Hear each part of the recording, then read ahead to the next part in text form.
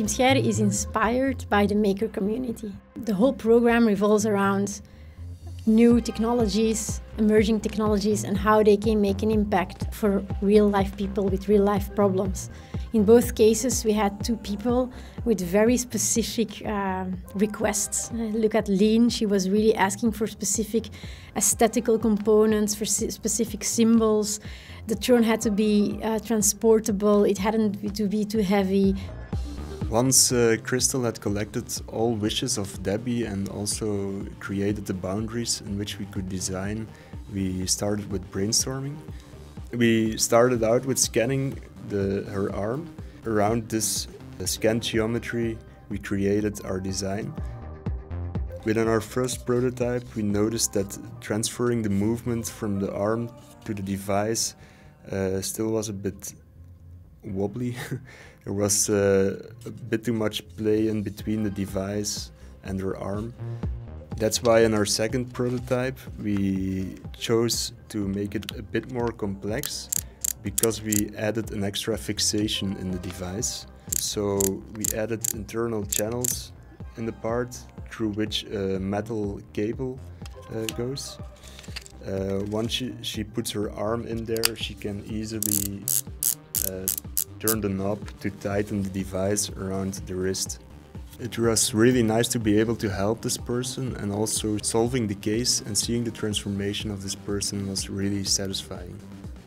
In the case of Lien, at first she was just sitting on her little block playing the guitar, and she was more on the background with the band, or at least she wasn't that really into her spotlight. But once we had created this throne and she was playing on her throne, you noticed that she became more secure and she became more part of the show, let's say. For the mechanical strength of the throne, we used metal rods. On this we made like a construction of laser cut sheet metal, and then all the details we filled in with 3D printed parts. All the parts that had to be eye-catching or were very detailed were 3D printed.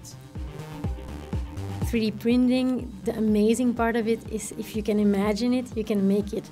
But also because it's the technology that lends itself almost best to move from an idea to a product. Within this project we had a very short lead time, and we noticed that the 3D printing technologies here really have an advantage of being able to create fast prototypes as well as end pieces for the final product. So we have worked very hard on those projects. It was next to our full-time job, but I guess all the evenings and nights we spent working on it, we had only one thing on our mind, and that was really making an impact for that person. What I'm most proud of, and also what Materialise Mindware is all about, is about the bright minds that we have in the company.